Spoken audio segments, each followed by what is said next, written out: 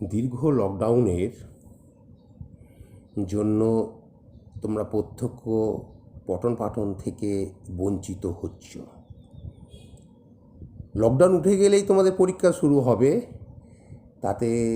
তার জন্য যে অধ্যায়গুলো তোমাদের বাকি ছিল সেগুলো আমি এইভাবে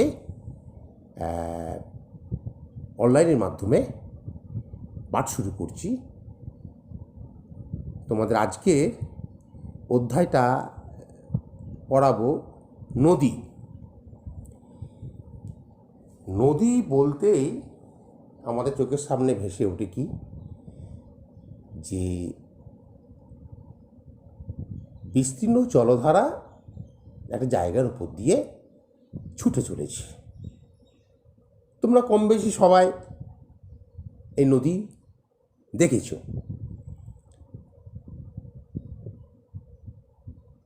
পাহাড় থেকে, পর্বত থেকে বা কোনো উঁচু ভূমি থেকে ছোটোখাটো যে জলধারা ছুটে এসে সমতল বা উঁচু নিচু ভূমির ওপর দিয়ে ছুটে চলে, তাকেই আমরা সাধারণত নদী বলবো। নদীর সংজ্ঞা নির্ণয়ে বলতে গেলে আমরা বলবো কি, পার্বত্য অঞ্চলে বিভিন্ন দিক থেকে প্রবাহিত ছোট ছোট জলধারাগুলি যখন পরস্পর মিলিত হয়ে ভূমির ঢাল অনুসারে উঁচু থেকে নিচু স্থানের দিকে বয়ে চলে, তখনই তাকে আমরা নদী বলব। অর্থাৎ কি না, পর্বত গাত্রে যে বরফ জমে থাকে, সেই বরফ গলে যে ছোটোখাটো জলধারা তৈরি হয়, সেই জলধারাগুলো পর্বত থেকে নেমে এসে পর্বতের পাদদেশে মিলিত হয়ে একটা বড় জলধারা সৃষ্টি করে। সেই বড় জলধারাকে আমরা নদী বলবো। তাহলে নদী যে জলধারাটা সৃষ্টি হচ্ছে, সেইটা ওখান থেকে সৃষ্টি হয়ে পাদদেশে নেবে আবার ছুটে চলেছে একটা জায়গায় গিয়ে মিলিত হচ্ছে। এই যে সৃষ্টি হওয়া, মিলিত হওয়া, এই দুটো শব্দ আমরা পেলাম। যেখানে উৎপত্তি হচ্ছে, অর্থাৎ কিনা নদীর সৃষ্টি হচ্ছে, সেই পর্বতের পদদেশে বা পর্বতের পর্বতশৃঙ্গেই হোক, বা উঁচু জলাভূমি হোক, বা পাহাড়ই হোক, তো নদীর যে জায়গায় উৎপত্তি হচ্ছে বা সৃষ্টি হচ্ছে, সেই জায়গাটাই বলবো আমরা নদীর উৎস। সাধারণত পাহাড়, পর্বত বা মালভূমির মতো কোনো উঁচু জায়গায় নদীর উৎপত্তি বা সৃষ্টি হয়। যেমন গঙ্গা নদীর উৎপত্তি স্থল হচ্ছে হিমালয়ের গঙ্গোত্রী হিমবাহের গোমুখ গুহা থেকে। আর নদী যেখানে মিলিত হচ্ছে, অর্থাৎ নদী যেখানে শেষ হয়, কোনো সাগর, উপসাগর, হ্রদ, জলাশয় বা কোনো নদীতে গিয়ে মেশে, সেই জায়গাকে বলে নদীর মোহনা। যেমন গঙ্গা নদীর মোহনা পশ্চিমবঙ্গের দক্ষিণে, একেবারে দক্ষিণের নিচেই দেখো, বঙ্গোপসাগরে ডায়মন্ড হারবারের কাছে। পৃথিবীতে অনেক বড় বড় নদী রয়েছে। তাই নদীগুলো, সেই প্রসঙ্গে যাওয়ার আগে আরেকটু সহজভাবে আমি বলে দিচ্ছি যে নদী হলো এক স্বাভাবিক প্রবহমান জলধারা। নদী কি একটা স্বাভাবিক প্রবহমান, মানে বয়ে চলেছে এমন একটা জলধারা, যা অভিকর্ষের টানে ভূমির ঢাল অনুসারে উৎস থেকে মোহনার দিকে ছুটে চলে। এই আমরা নদী আলোচনা করলাম। এখন পৃথিবীতে অনেক বড় বড় নদী রয়েছে। পৃথিবীতে সবচাইতে দৈর্ঘ্যের দিক দিয়ে বড় নদী হচ্ছে নীল নদ। মূলত মিশরের উপর দিয়ে প্রবাহিত হয়েছে। মিশরের দান বলা হয় মিশরকে, নীল নদকে। এই আফ্রিকা মহাদেশে অবস্থিত। এর দৈর্ঘ্য হচ্ছে 6,650 কিলোমিটার। এরপরেই জলপ্রবাহের বিচারে আমাজন নদী হচ্ছে দ্বিতীয়। দক্ষিণ আমেরিকায় অবস্থিত, মূলত নিরক্ষীয় অঞ্চলে অবস্থিত এই আমাজন নদী। প্রচুর বৃষ্টি হয় এই অঞ্চলে। আর বরফ গলা জল, এই দুটো মিলিয়ে প্রচুর জল প্রবাহিত হয়। প্রায় 1,000টা উপনদী হচ্ছে এই আমাজন নদী। এর দৈর্ঘ্য হচ্ছে 6,300। এছাড়া আরও অনেক নদ নদী রয়েছে। ইয়াংসি কিয়াং এশিয়া মহাদেশে, মিসিসিপি উত্তর আমেরিকাতে, মিসৌরি উত্তর আমেরিকা, মারে ডার্লিং ওশেনিয়া মহাদেশ এবং ভলগা হচ্ছে ইউরোপ মহাদেশে। তাহলে এর মধ্যে আমরা আলোচনা করলাম নদী কাকে বলে, নদীর উৎস কী, নদীর মোহনা কী, এবং পৃথিবীতে প্রধান প্রধান নদী। এখন আলোচনা করব ধারণ, অববাহিকা এবং জল বিভাজিকা। ধারণ, অববাহিকা। অববাহিকা বলতে আমরা কি বুঝি? অববাহিকা বলতে বুঝি যে নদী, তার উপনদী ও শাখা নদী সহ উৎস থেকে মোহনা পর্যন্ত যে অঞ্চলের মধ্যে দিয়ে প্রবাহিত হয় সেই বিস্তীর্ণ ভূমিভাগকে নদী অববাহিকা বলে। যেমন আমাজন নদীর অববাহিকা পৃথিবীর বৃহত্তম নদী অববাহিকা। তাহলে এই অববাহিকা, অর্থাৎ এই যে নদী প্রবাহিত হচ্ছে যে অঞ্চলের ওপর দিয়ে, এই নদীর জলটা যে যে অঞ্চলের উপর দিয়ে নদীতে এসে পড়ছে সেটাই হচ্ছে ধারণ অববাহিকা। যেমন উঁচু পাহাড়ের অঞ্চলের, পাহাড়ি অঞ্চলের বরফ গলা জল বা বৃষ্টির জল অসংখ্য ছোট ছোট জলধারার মাধ্যমে বয়ে গিয়ে পর্বতের পাদদেশে এসে মূল নদীতে পড়ে। তাহলে পর্বতের ওপর থেকে পাদদেশ পর্যন্ত, অর্থাৎ পর্বতের যেখান থেকে জলধারা নামছে, তৈরি হচ্ছে উৎস, সেই উৎস থেকে নিচই, পাহাড়ের নিচই অবধি যে বিরাট অংশ, এইটাই হচ্ছে নদীর ধারণ অববাহিকা। আর জলবিভাজিকাটা কি? জলবিভাজিকা, বিভাজিকা মানে কি? বিভক্ত করা। যে অঞ্চল জলটাকে বিভাজিত করে সেই অঞ্চল হচ্ছে জলবিভাজিকা। যেমন কোনো উঁচু জায়গার ওপর, পাহাড়ের উঁচু শৃঙ্গের ওপর জল পড়ছে, সেই জলটা চারিদিকে ছড়িয়ে যাচ্ছে, সেইটি হচ্ছে জলবিভাজিকা। অর্থাৎ কোনো পাহাড়ের চূড়ার অংশটা বৃষ্টির জলকে বিভিন্ন দিকে ভাগ করে বা বিভাজন করে, তাই তাকে জলবিভাজিকা বলে। এই জলবিভাজিকার বিভিন্ন দিকে বয়ে যাওয়া জল একাধিক ছোট ছোট জলধারার মধ্যে দিয়ে বয়ে গিয়ে মিলিত হয়ে মূল নদী তৈরি।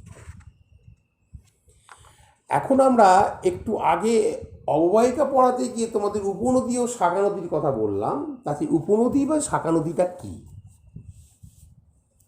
উপনদী হচ্ছে মূল নদীতে যে সমস্ত ছোট ছোট জলধারা এসে পড়ে তাকেই উপনদী বলে।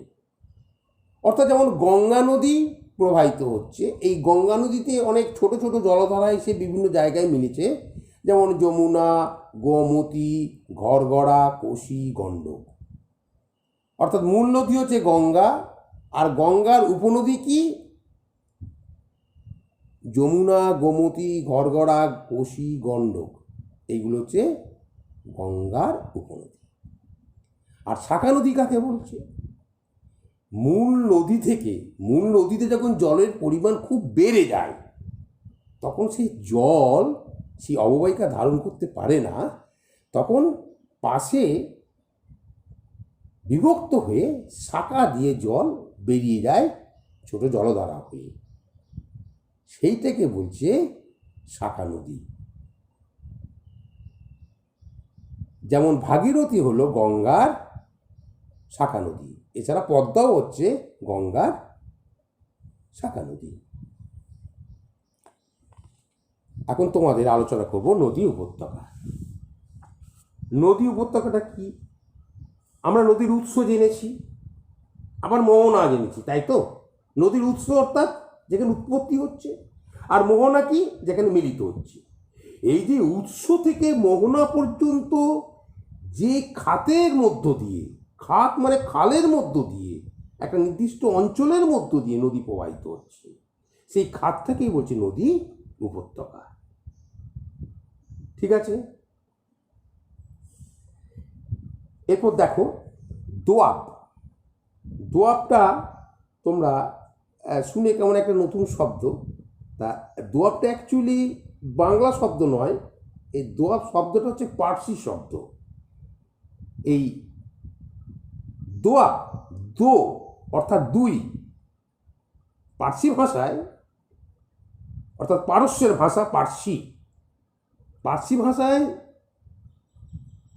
দো অর্থাৎ দুই, আর আব অর্থে জল বা নদী নিয়ে সেটা হচ্ছে দোয়াব। সংজ্ঞাটা কি? পাশাপাশি প্রবাহিত দুটো নদী পাশাপাশি যাচ্ছে গো, সেই দুটো নদীর মধ্যবর্তী স্থান হচ্ছে দোয়াব। একটা বাঁ দিকে একটা নদী যাচ্ছে ধরো, আর একটা ডান দিকে যাচ্ছে। এই বাঁয়ে নদীটা ডাইনে নদীটা যে মাঝখানে যে অঞ্চলটা পড়ে রয়েছে সেটা হচ্ছে দোয়াব। উদাহরণ দিচ্ছি, দেখো আরো ক্লিয়ার হয়ে যাবে। যেমন ভারতের গঙ্গা ও যমুনা, এই নদীর দোয়াব হচ্ছে, দোয়াব অংশ হচ্ছে আগ্রা, এলাহাবাদ প্রভৃতি শহর অবস্থিত। অর্থাৎ আগ্রা, এলাহাবাদ দুটো শহর, তার একদিকে গঙ্গা গেছে, একদিকে যমুনা প্রবাহিত হয়েছে। তাহলে গঙ্গা যমুনা দোয়াব কোনটা? আগ্রা এবং এলাহাবাদ। ঠিক আছে, এরপর এসে অন্তর্বাহিনী নদী। অন্তর্বাহিনী নদীটা কি? যে নদী কোনো দেশের মধ্যে উৎপন্ন হয়ে সেই দেশের মধ্য দিয়ে কোনো হ্রদে বা জলাশয়ে গিয়ে মেশে। অর্থাৎ একই দেশের মধ্যে নদী উৎপন্ন হচ্ছে এবং সেই নদী কোনো হ্রদ বা জলাশয়ে গিয়ে মেশে, তাকে অন্তর্বাহিনী নদী বলে। যেমন ভারতের লুনি, রাশিয়ার আমুদরিয়া হচ্ছে অন্তর্বাহিনী নদী। আর আন্তর্জাতিক নদী কি? যে নদী একাধিক দেশের মধ্য দিয়ে প্রবাহিত হয় তাকে বলবো আন্তর্জাতিক নদী। যেমন সিন্ধু, ব্রহ্মপুত্র, ইউরোপের রাইন, দানিউব আন্তর্জাতিক নদী। তাহলে অন্তর্বাহিনী আর আন্তর্জাতিক তফাৎটা কি? অন্তর্বাহিনী হচ্ছে একই দেশের মধ্যে উৎপন্ন হবে, একই দেশের মধ্যে জায়গায় গিয়ে শেষ হবে, একই দেশের মধ্যে একটা ভৌগোলিক মানে সীমানার মধ্যে। আর আন্তর্জাতিক নদী কোনো ভৌগোলিক সীমা মানে না, বিভিন্ন ভৌগোলিক সীমা, অর্থাৎ বিভিন্ন দেশ, এক দেশ থেকে উৎপন্ন হবে আর একটা দেশে গিয়ে প্রবাহিত হবে। যেমন সিন্ধু, ব্রহ্মপুত্র অতি অবশ্যই আন্তর্জাতিক নদী। এরপর এসো নিত্যবহ আর অনিত্যবহ। আমি আর বেশিক্ষণ লেসন দেবো না, এই দুটো আলোচনা করে নিচ্ছি। যে নিত্যবহ, নিত্য মানে কি? প্রতিনিয়ত, সব সময়, সর্বক্ষণ, বাদ পড়ে না, ছেদ পড়ে না। অর্থাৎ যে সমস্ত নদী উঁচু পার্বত্য অঞ্চলে সৃষ্টি হয় তার জলের উৎস প্রায়শই বরফ গলা জলে। অর্থাৎ কিনা যে নদীগুলিতে সারা বছর জল থাকে, যে নদীগুলিতে সারা বছর জল থাকে, কখনই জল শেষ হয় না। কারণ কি?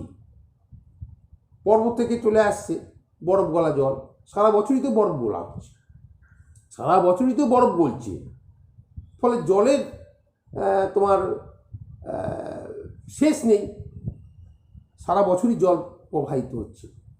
আর অনিত্যবহ কি? যে নদীতে সারা বছর সমানভাবে জল থাকে না। যেমন আমাদের ছোট নদী চলে আঁকে বাঁকে, বৈশাখ মাসে তার হাঁটু জল থাকে। এই যে অজয়, তারপর হিংলো, দামোদর, এই নদীগুলিতে বৈশাখ মাসে জল শুকিয়ে যায় আর বর্ষাকালে কুল ছাপিয়ে জল ছুটে চলে। সারা বছর জল থাকে না, অনিত্য, অনিত্য, নিয়মিত নয়, এইটাই হচ্ছে অন্তর্বাহিনী নদী। আর নিত্যবহ নদী উদাহরণ বলতে গেলে রায়ডাক, সাংকোচ, উত্তরবঙ্গে যে নদীগুলি রয়েছে সেগুলি হচ্ছে তোমার নিত্যবহ নদী। ঠিক আছে, তাহলে কি আলোচনা এখন অবধি হলো? নদী কাকে বলে, মোহনা কাকে বলে, উৎস কাকে বলে, আমাদের প্রধান প্রধান নদী কি কি, ধারণ অববাহিকা, জলবিভাজিকা, শাখা নদী, উপনদী, আন্তর্জাতিক নদী, অন্তর্বাহিনী নদী, হ্যাঁ, নিত্যবহ নদী, অনিত্যবহ নদী, ঠিক আছে, দোয়াব, এগুলি তোমরা খুব ভালোভাবে তৈরি করো। ঠিক আছে, পরে নেক্সট আমি আলোচনা করব।